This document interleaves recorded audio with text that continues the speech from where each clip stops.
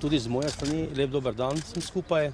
Kot je že minister povedal, smo se skupaj z ministrstvom dogovorili, da bo odbor za obrambo državnega zbora obiskal ministrstvo, kako tudi seveda inštitucije, ki so v sestavi ministrstva za obrambo, da bi seveda čim lažje potem tudi odločal in deloval. Moram reči, da smo uskladili skupaj z ministrom program za celotno leto in danes je bil prvi obisk, kjer smo spoznali organiziranost ministrstva. Seveda zdaj se nahajam pa v Jašnici Staneta Rozna, kjer smo spoznali del Slovenske vojske.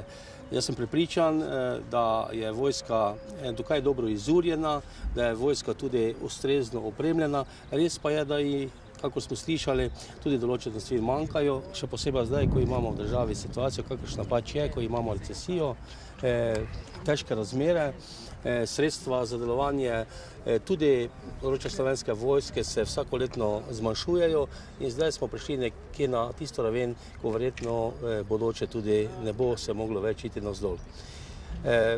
Vse vsem mislim, da z ministrom dobro sodelujemo in tako sodelovanje si želim kot predsednik odbora, kot tudi predstavnik odbora tudi prihodnje.